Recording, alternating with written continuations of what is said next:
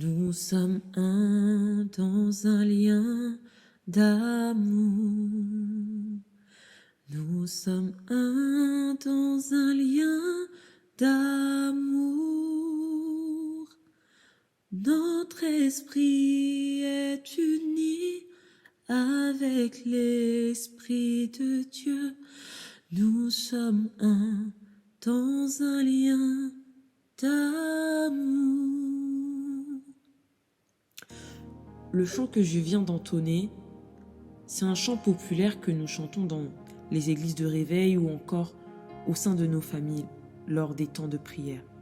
C'est un chant en fait qui nous rappelle l'importance de l'unité avec le Saint-Esprit en premier et celle ensuite avec nos semblables.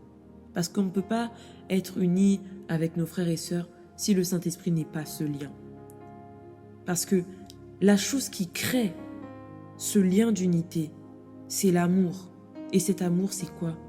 C'est Jésus-Christ lui-même. En somme, l'unité dans le corps du Christ, c'est l'amour de Christ au milieu de nous. Et c'est ainsi que j'introduis le sujet du jour qui est l'unité dans le corps du Christ, l'amour de Jésus-Christ au milieu de nous. Cette unité dans le corps du Christ, en fait, c'est un appel de Dieu. C'est une mission qu'il a confiée à tout être humain. Aucun être humain n'a été appelé à aller en enfer. On a tous été appelés pour aller dans la gloire de Dieu.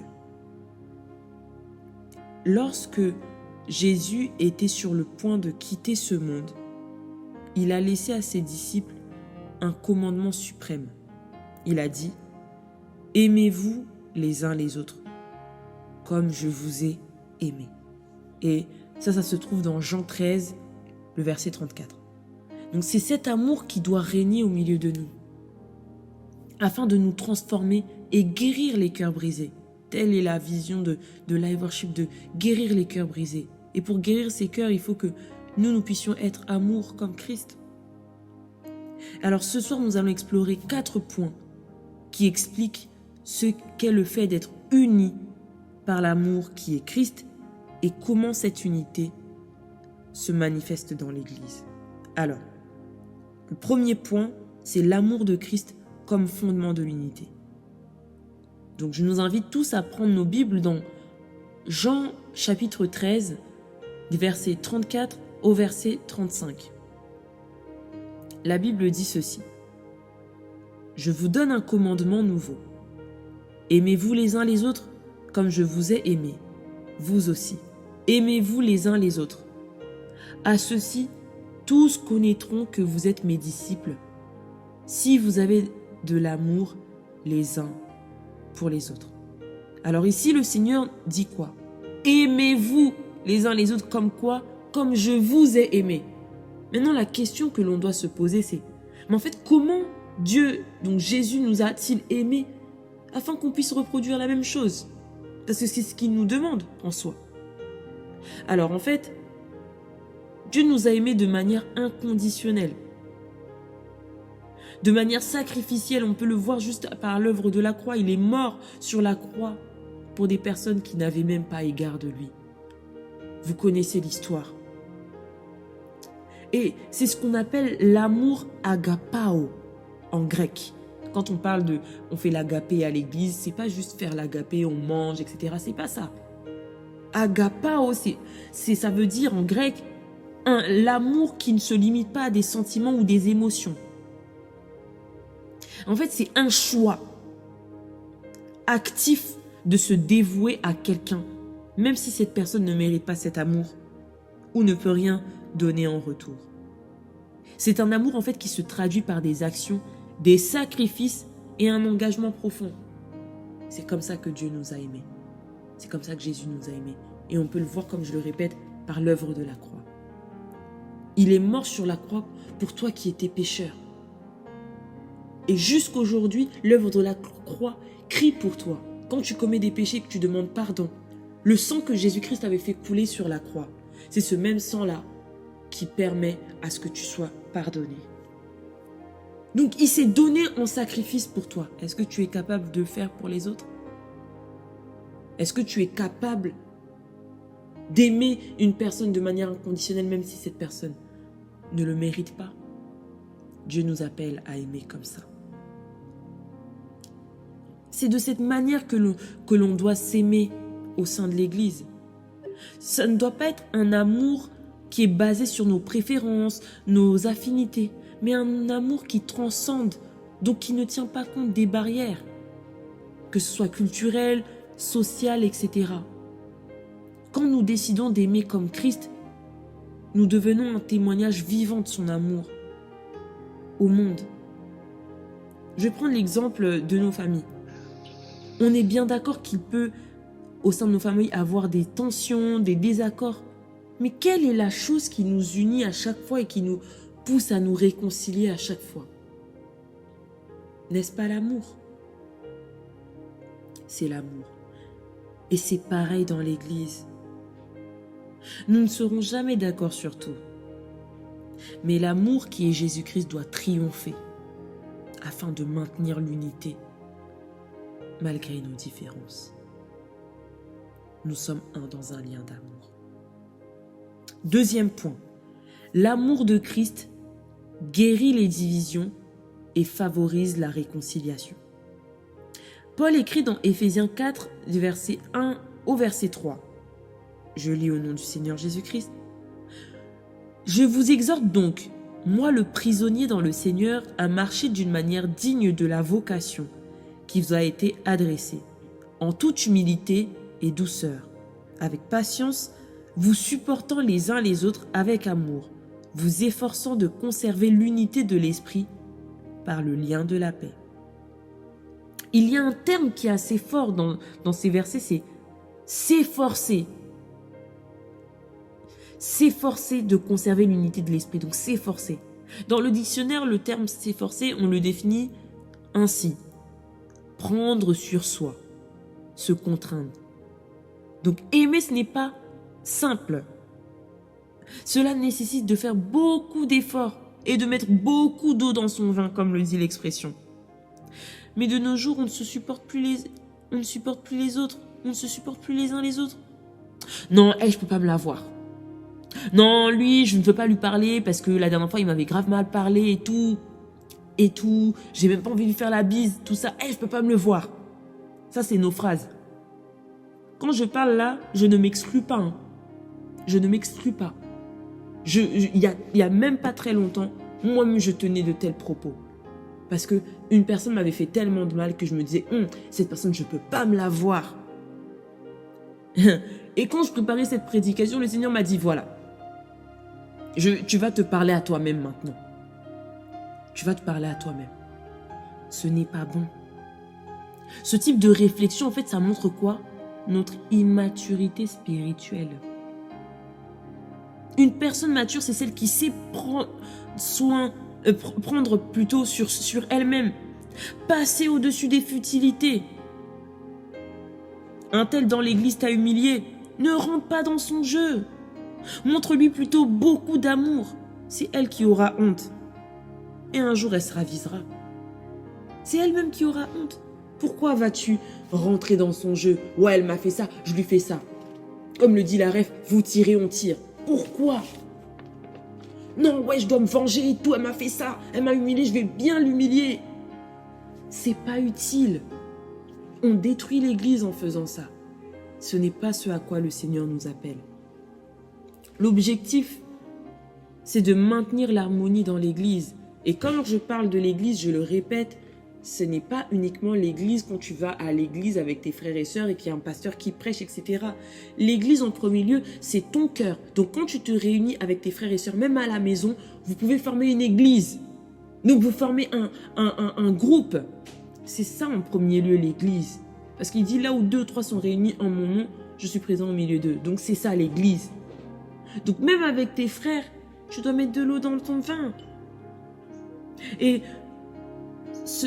il ne faut pas faire de sorte que l'église se transforme en ring de boxe. Il ne faut pas.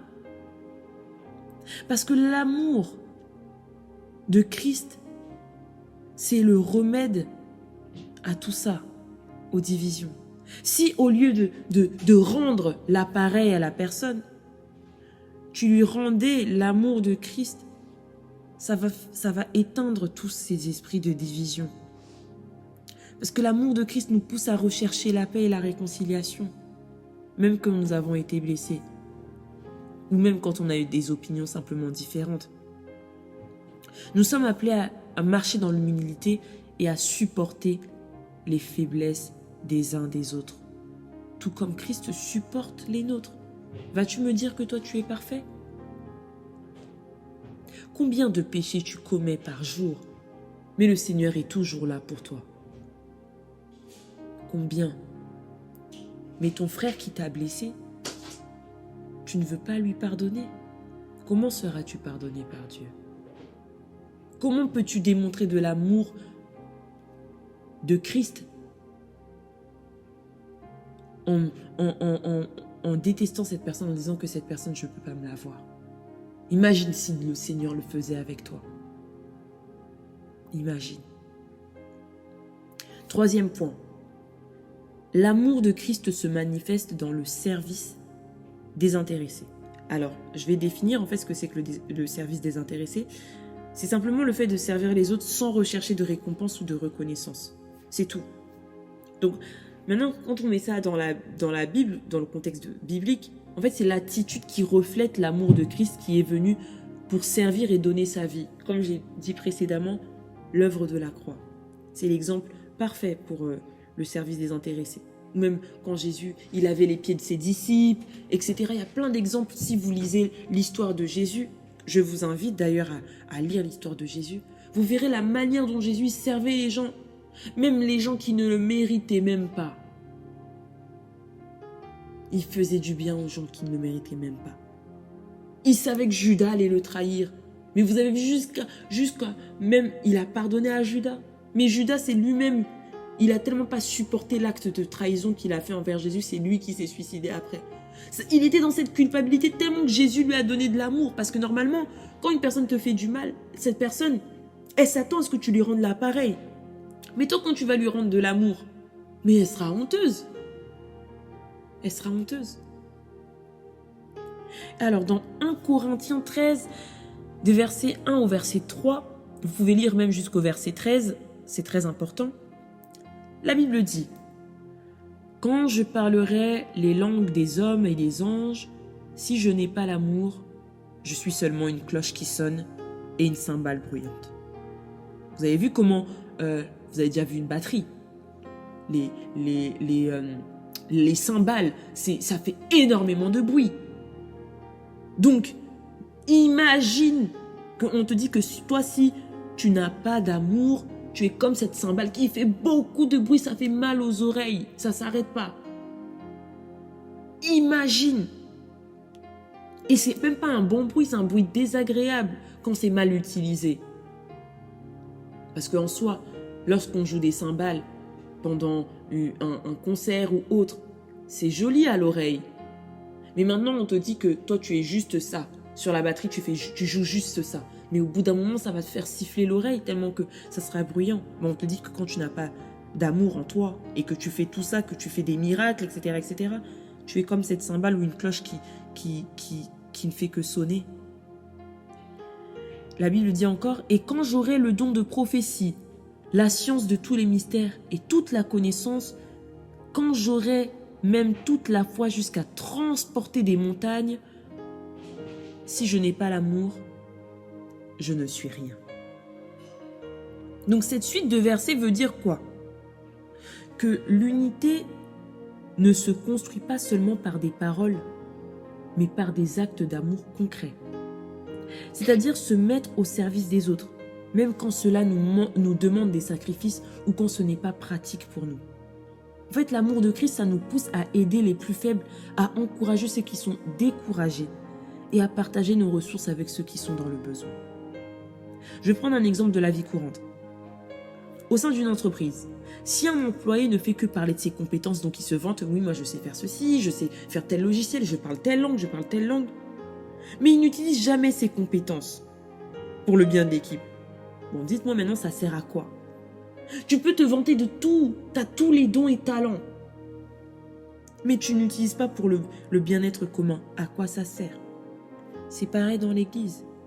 Si nous proclamons notre foi en disant que oui, moi je suis chrétienne, etc., etc., je suis chrétien, mais tu ne sers pas les autres avec amour, ben alors tu n'as pas compris ce que c'était qu'être chrétien.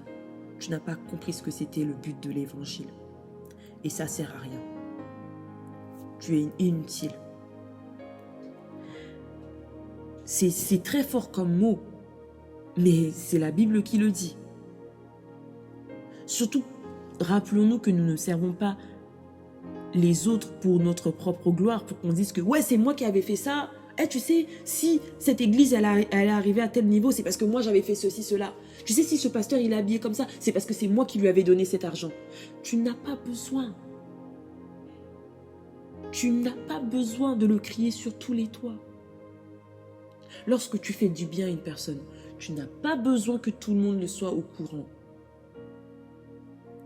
Vous pensez que les présidents, lorsqu'ils font leurs discours, c'est eux-mêmes qui les rédigent? Non, il y a toute une équipe derrière. Mais qui obtient cette gloire? C'est le président. Est-ce que le président a besoin de crier que oui, c'est un tel qui avait fait ce discours pour moi, etc. Ou est-ce que ces personnes qui ont fait le discours, est-ce qu'elles le crient sur les réseaux sociaux? C'est moi qui avais fait en sorte que notre président puisse dire de ça, ça, ça. Non, elle n'a pas besoin. On n'a pas besoin de prouver lorsqu'on sert les autres. On n'a pas besoin de prouver. Parce que ça, c'est comme si on voulait s'enfler nous-mêmes. Alors que ce n'est pas ça le but. Lorsqu'on sert les autres, on sert les autres par amour de Christ. C'est ça qui doit nous motiver. Lorsque tu sers l'autre, c'est l'amour de Christ qui doit te motiver. Et Dieu lui-même se chargera de te bénir et de te promouvoir. Le quatrième point, pardon. L'amour de Christ nous donne une mission commune. J'ai commencé cette prédication par un chant. Et je vais chanter la suite de ce chant. Maintenant, chantons tous ensemble, et que son amour se répande. Tenons-nous par la main, et le monde verra que nous sommes un dans un lien d'amour. En fait, cette partie de la musique, elle colle bien, elle rime bien avec notre devise au sein de Live Worship qui est « Brillons ensemble ». En d'autres termes, en fait, l'unité doit être plus forte que tout. Elle doit être tellement forte que nous puissions être dignement nommés la lumière du monde. Parce que, en fait, cette mission commune que Dieu nous a confiée, c'est d'aller faire de toutes les nations des disciples. Et cela sera possible, donc on pourra impacter uniquement si nous reflétons cette unité dans l'amour de Christ. Quand nous sommes unis, nous reflétons la gloire de Dieu. Donc nous brillons. Donc c'est ça, brillons ensemble. Comme je l'ai chanté dans le chant, maintenant chantons tous ensemble. Et que l'amour de Christ se répande, c'est ça notre mission. C'est pourquoi l'amour est crucial pour accomplir notre mission. Je vais donner l'exemple d'une équipe de secours, en cas de catastrophe par exemple. On va dire que chaque membre de cette équipe a un rôle spécifique, mais tous travaillent ensemble pour sauver des vies. Imaginez maintenant si l'équipe se disputait ou bien se battait pour savoir qui était le plus important au sein de l'équipe. Mais ce sont les victimes qui ne seront pas secourues. Pourtant, nous faisons ça dans un but, nous avons un but commun, c'est sauver des vies. Mais maintenant, si on se bat entre nous, que oui et tout, c'est moi le leader du groupe, j'ai pas besoin de vous, moi je suis meilleur que vous. Non, mais c'est moi qui m'occupe de ceci. Je suis plus importante que l'autre personne qui balaye juste. Mais mon ami, quand on dit travailler en équipe, c'est-à-dire que nous avons tous des rôles différents et nous avons tous des rôles différents. C'est comme ça dans le corps du Christ. Si on s'appelle le corps du Christ, ça veut dire que par exemple, telle église, c'est la tête, telle église, non, telle est plutôt, parce que la tête c'est Christ. telle église c'est la main, telle église c'est le pied, telle église c'est ceci, cela, cela, cela. Mais maintenant, s'il manque la main, on est d'accord qu'il y aura un handicap. Si actuellement, là je parle maintenant du corps humain, si tu as tout sauf ta main, on va te qualifier d'handicapé. Parce qu'il manque la main, et la main est tout aussi utile que le pied. On a tous les membres que nous avons sont utiles pour quelque chose. S'il te manque un œil, mais ça va t'handicaper également. Mais maintenant, nous on est là, au lieu qu'on puisse voir que mon frère, ma soeur a telle importance, on veut se battre pour se mettre en avant nous-mêmes. Mais mon ami, c'est pas ça. Lorsqu'on dit brillons ensemble, c'est-à-dire que d'un commun accord, on puisse aller dans une même direction. Et la mission que Dieu nous a confiée est d'impacter ce monde par notre lumière. C'est pour ça qu'il n'a pas dit « vous êtes les lumières du monde », il a dit « vous êtes la lumière du monde ». Pour que nous formions qu'un. Nous sommes un dans un lien d'amour, comme je l'ai chanté au tout début. Donc, l'Église doit rester centrée sur sa mission, unie par l'amour de Christ. Pour conclure, je dirais que l'amour de Christ, c'est la force qui unit le corps du Christ. C'est un amour qui sert, qui réconcilie et qui nous pousse vers notre mission commune, d'aller faire de toutes les nations des disciples. Et sans cet amour, notre unité est superficielle. Mais avec Christ, nous sommes un dans un lien d'amour. Je terminerai par ce chant. Si tu le connais, tu peux le chanter avec moi. Mais c'est une chanson que le Seigneur m'a donnée qui colle dans cette prédication. Walk in love, marche dans l'amour. Oui, je veux marcher chaque jour dans ton amour, car la miséricorde triomphe du jugement, triomphe même de la mort. Oui, l'amour triomphe encore. Walk in love, marche dans l'amour. Quel que soit le poids des blessures, l'amour triomphe toujours.